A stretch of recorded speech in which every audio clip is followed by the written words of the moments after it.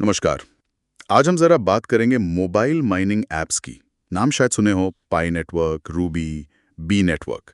हमारे पास एक एनालिसिस है जो देखता है कि भाई ये चल कैसे रहे हैं और इनका आगे क्या हो सकता है। तो कोशिश ये समझने की है कि ये हैं क्या चीज़, कैसे काम करती हैं और क्या इनमें वाकई कोई पोटेंशियल है। दावा तो यही है कि स्मार्टफोन से क्रिप्टो कमाओ बिना किसी महंगे हार्डवेयर या बिजली बिल के। सुनने में तो बड़ा अच्छा लगता है ना, मतलब बिना पैसे लगाए क्रिप्टो। हाँ, बिल्कुल लगता तो है, लेकिन देखिए ये वो ट्रेडिशनल क्रिप्टो माइनिंग नहीं है जो हम जानते हैं। ये एप्स जो हैं वो असल में आपके फोन के प्रोसेसर पे जोर नहीं डालते। अच्छा, तो फिर माइनिंग कैसे? वो इनका मॉडल अलग है। ये प्रूफ ऑफ एंगेजमेंट या कुछ ऐसा ही प्रूफ ऑफ ट्रस्ट जैसा कॉन्सेप्ट इस्तेमाल करते हैं प्रूफ ऑफ एंगेजमेंट मतलब? करने का। जैसे रोज ऐप में आना, शायद कोई बटन दबाना या कोई छोटा मोटा काम करना। और हाँ, रेफरल का सिस्टम भी होता है। अक्सर दोस्तों को जोड़ो तो आपकी कमाई की रफ्तार बढ़ जाती है। हाँ, ये पाई नेटवर्क का तो सुना है मैंने। कहते हैं 5 करोड़ से ज्यादा यूजर्स हैं। जी, पाई काफी पॉपुलर है। रूबी और बी नेटवर्क भी हैं, वो भी लगभग इसी मॉडल पर चल रहे हैं। लेकिन यूजर बेस बड़ा होने से क्या होता है? मतलब अगर कॉइन की कोई वैल्यू ही नहीं है अभी। हाँ, यही तो असली सवाल है। ये जो कॉइन्स है ये अभी भी ज्यादातर टेस्ट फेज में ही है, किसी बड़े एक्सचेंज पर लिस्टेड नहीं है। मतलब आप इन्हें आसानी से खरीद बेच नहीं सकते, कोई तय कीमत नहीं है इनकी। तो फिर भविष्य क्या है इनका? ये सबसे बड़ा सवाल है ना। बिल्कुल।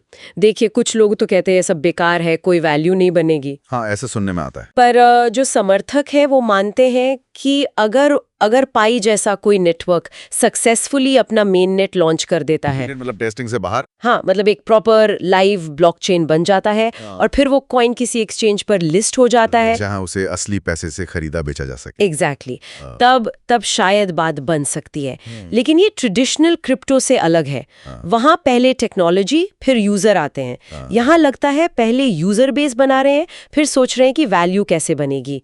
ये अपने आप में एक बड़ा दाव है। अच्छा। अगर यूजर बेस बड़ा हो और एक इकोसिस्टम बन जाए, जैसे पाई के कुछ एप्स की बात होती है या बी का मार्केट प्लेस, तो शायद इन्हें रियल वर्ल्ड यूटिलिटी मिल जाए। हाँ, ये बात तो है कि ये उन लोगों के लिए आसान एंट्री पॉइंट है क्रिप्टो में, जिनके पास शुरू में लगाने को पैसे नहीं हैं, खासकर विकासशील देशों में। जी बिल्कुल। तो अगर फायदे नुकसान देखें इस एनालिसिस के हिसाब से, फायदे तो साफ है। ज्वाइन करना फ्री है, क्रिप्टो में नए लोगों के लिए समझना भी आसान है, पैसे का रिस्क नहीं है, बस आपका टाइम लग रहा है। और ये कम्युनिटी वाली फीलिंग भी होती है शायद। हाँ, वो भी है, कम्युनिटी बेस्ड है। लेकिन ये भी तो साफ है कि अभी इनकी कीमत कुछ नहीं है, जीरो।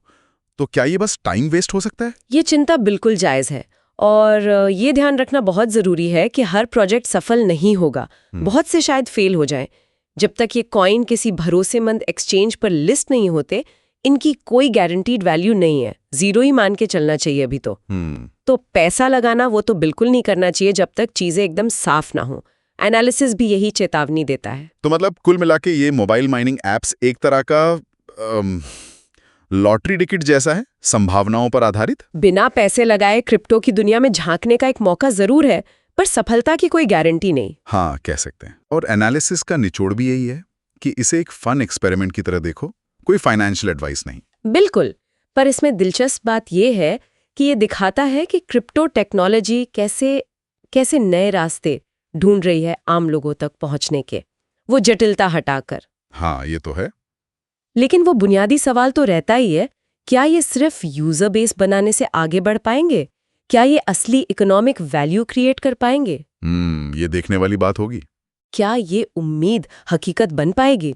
ये $1 मिलियन क्वेश्चन है। और आखिर में सोचने के लिए एक सवाल छोड़ जाते हैं। अगर मान लीजिए अगर कोई एक ऐप भी चल निकला और अपने वादे पूरे कर दिए, तो ये डिजिटल एसेट की वैल्यू और ऑनलाइन कम्युनिटी की ताकत को लेकर हमारी समझ को कैसे बदलेगा? हाँ, ये वाकई सोचने वाली बात है। भविष्य ही बताएगा।